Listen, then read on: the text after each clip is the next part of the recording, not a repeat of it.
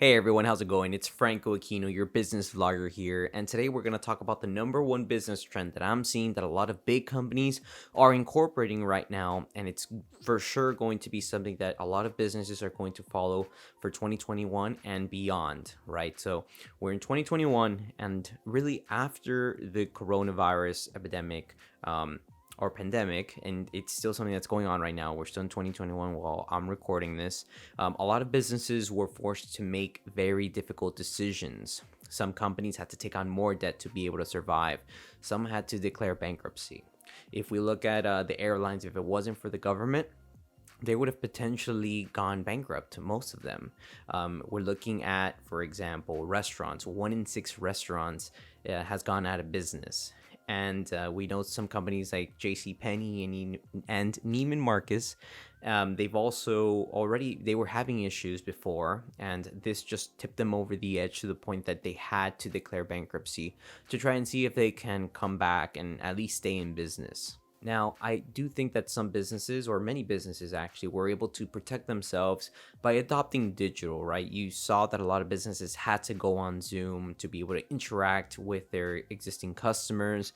Several companies that would focus mainly on selling in a physical store had to focus on providing curbside pickup options or focusing on increasing their share of sales from e-commerce. So now there is one thing that I do know that businesses are going to start adopting, and this is because from a standpoint of dealing with pandemics, this is going to help them to be able to survive, right? For many of them to be able to survive, but also for several others, it's going to be a great way to diversify their revenue streams or how they get their money. So let's talk about it. The trend at hand is the diversification of business models for predictable revenue, right? So that sounds like a mouthful. It is. I came up with that because I think it's very easy to understand what it means. And it's essentially that businesses are coming up with different revenue streams that will allow them to be able to have a component of predictable revenue. So, and we're going to talk about Apple and Disney today. But essentially, what I want to say is the following. Look, if you were a passenger airline and all the airports had to close, well, guess what? When all these companies had to close, or all these flights had to get canceled, they had no revenue coming in. Some of them had to resort to getting the revenues from cargo operations, which really made a small percentage of their revenue. Other companies that had to close their physical stores, they had no other choice but to focus on their e-commerce. So now the businesses are realizing that, look, if they had been better diversified, they perhaps wouldn't have been hit as hard as they have. I do know that when it comes to restaurants, and there's one restaurant that I spoke to, and they told me that, look, because of the coronavirus, fewer people are coming in, but even more people are buying online or ordering online. Now, for them, they were able to adopt the online applications to sell food quickly. Other companies, other restaurants, they weren't able to. They just stuck to what it was, the physical location, and maybe they either didn't know the technology, they didn't have the manpower to kind of figure this out, and those companies ended up getting hurt more.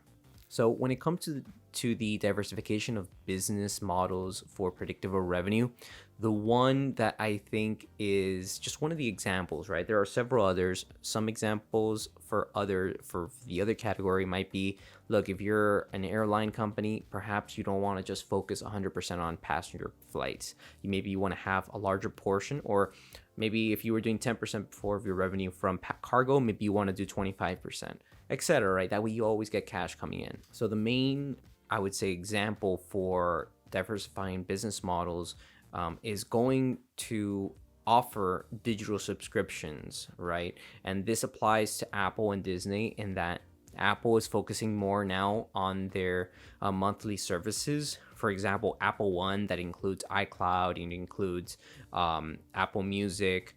That right there is a great way for them to move away from just solely relying on iPhone. Obviously, it's one thing that is going to work with other monthly software subscriptions that they have. But that one right there is one way that they're able to essentially diversify their revenue streams. In the same way, Disney is also doing that by diversifying with their own Apple Plus subscriptions, right? If before most of their revenue was coming in from theme parks, maybe obviously if people are not going to theme parks, or maybe the recovery is going to take a little bit longer than it should, that right there, that's been impacted heavily. Down the road, if that happens again and they are in the same situation, they're going to have the same issues. But now when we consider that they have Disney Plus and they're going to be selling a lot of access to original shows, movies, etc., then what ends up happening is that now they have this revenue stream that may not be impacted by some current events. In this case, physical locations being closed. So now let's break this down. And essentially, when we look at what's going on with Apple is the largest company by market cap, right? It's the biggest company. But when we look at the numbers for Apple iPhone sales, unit sales, they have been selling fewer iPhones over the last several years in this graphic, right?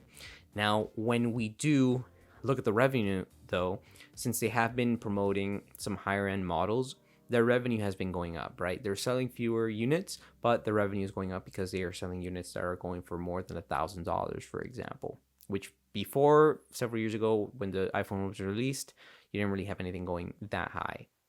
And now here's the thing, right? In the case of iPhone really hasn't been affected that much by the pandemic because people have been buying online. They've been able to get same day delivery, curbside pickup, etc. However, when it comes to devices, right now, Apple is really one of the top phones out there. But guess what? Several years ago, you also had Motorola and Nokia as the largest companies for phones. And we know what happened to them, right? So in order for companies, in this case, like Apple, to be able to survive and have predictable revenue, they need to essentially focus on ways to bring in money constantly. And that is why I think that the Apple One is a great way for them to be able to get that predictable revenue. And it's something that they are pretty much packaging. They already have everything in place. They have Apple TV, they have Apple Music, they're just packaging it. Now, in this article, as we can see, Apple in 2018, they had around 850 million total iCloud users, of which about 170 million were paid iCloud users. And some of them paid between $2 and $3 a month, which at an annual rate amounts to about $4 billion in revenue.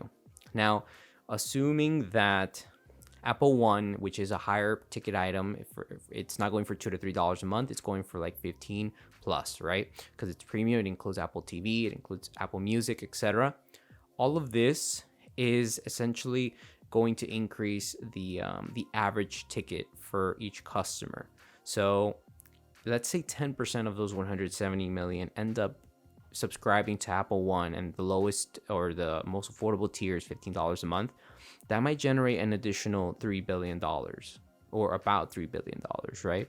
So that's where we see, like, even if they're able to get more than 10%, and over time those people who have never been iCloud users become iCloud users, it's a huge opportunity for them to be able to increase their revenue. And I think that part of the reason that they're doing that is because they want to be sure that they are having predictable revenue. You never know what's going to happen to the next smartphone. Maybe a big competitor comes around, or a competitor just happens to create something that Apple is not able to follow, that they're not able to do, or maybe smartphones just start being obsolete. Maybe there's some new technology, and guess what? Apple needs to figure something out, and they end up losing a big chunk of the revenue because iPhones aren't popular, right? So this right here is a great way for them to be able to build up those predictable revenues for their long-term future. Now, when it comes to Disney, they make around $69 billion in annual sales. And they're a huge company, but as we saw in the case of like the coronavirus affecting them, a lot of their theme parks had to close, and that is a big deal for them because that is what brings them money. But they were smart in that they've been working on Disney Plus for a while, so they were actually able to build a large user base over the time during which coronavirus was affecting a lot of businesses and people. Apparently they have around 73 million users, right? And Monthly fees are around $6.99 a month, so about $7 a month. So considering that they have 73 million Disney Plus users and they're paying around $7 a month, that's about $6 billion in annual sales, right? That is about 10% of their 69 billion. So that's pretty good. They're starting to diversify. And if we look at what's going on with Netflix has around 190 million paid users, and they have around $20 billion in annual revenue.